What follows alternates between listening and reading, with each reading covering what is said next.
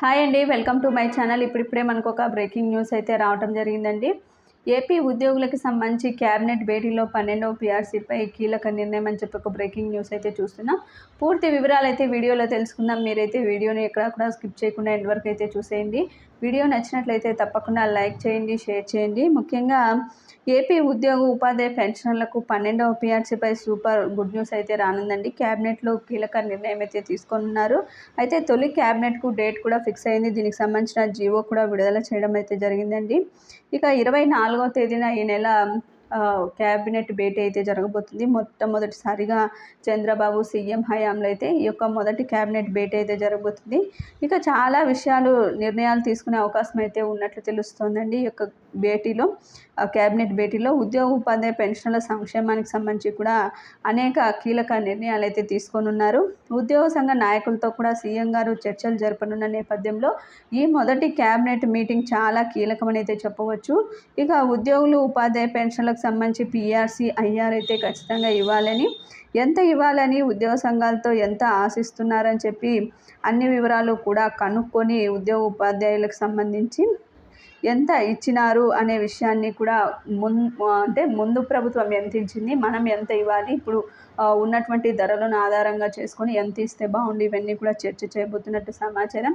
ఇక 7/2018కి చెందిన 30 నెలల డిఏ బకాయిలు పెండింగ్లో ఉన్నాయి. 1/2019కి చెందిన 30 నెలల డిఏ బకాయిలు పెండింగ్లో ఉన్నాయి.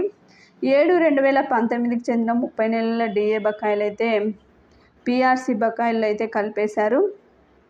ఇక 1/2020కు సంబంధించి 18 నెలల డిఏ అరియర్స్ కోవిడ్ పేరుతో మాఫీ చేశారు. 6 నెలల బకాయిలు పీఆర్సీలో కలిపేశారు. 1/2022, 6/2022, 7/2022, 1/2023, 7/2023 డిఏలు జీతంలో కలిపేశారండి. అయితే బకాయిలు పెట్టుకునే అవకాశం అయితే ఎక్కడా కూడా ఇవ్వలేదని అయితే చెప్పుకోవచ్చు. అయితే 1/2024 డిఏ ఇంకా ఇవ్వాల్సి అయితే ఉంది. అలాగే 5 డిఏల బకాయిలు పీఆర్సీలో కలిపేశారు. కానీ ఆ పీఆర్సీ బకాయిలు ఎప్పుడు బిల్స్ ఎప్పుడు పెట్టుకోవాలనేది కూడా స్పష్టం చేయలేదు. అదేవిధంగా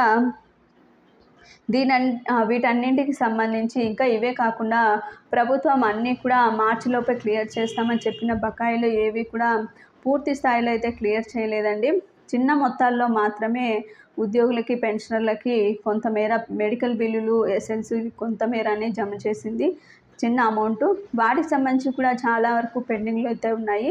వీటన్నిటికీ సంబంధించి 100 రోజుల్లో అయితే విడుదల చేసేదానికి ప్రయత్నిస్తామని చెప్పి నారా లోకేష్ అయితే చెప్పడం జరిగింది. దీనికి సంబంధించి ఏ విధంగా విడుదల చేయాలనే విషయాన్ని అయితే ఈ క్యాబినెట్ భేటీలో అయితే చర్చించనున్నారు. మొత్తానికైతే ఉద్యోగ పెన్షన్లకు సంబంధించి ఈసారి క్యాబినెట్ భేటీల్లో 12వ పీఆర్సీ ఐఆర్ పెండింగ్ బకాయిలకు సంబంధించి భారీగా నిర్ణయాలు అయితే తీసుకోనున్నట్టు సమాచారం. మీకు వీడియో నచ్చినట్లయితే తప్పకుండా లైక్ చేయండి, షేర్ చేయండి. Thank you for watching.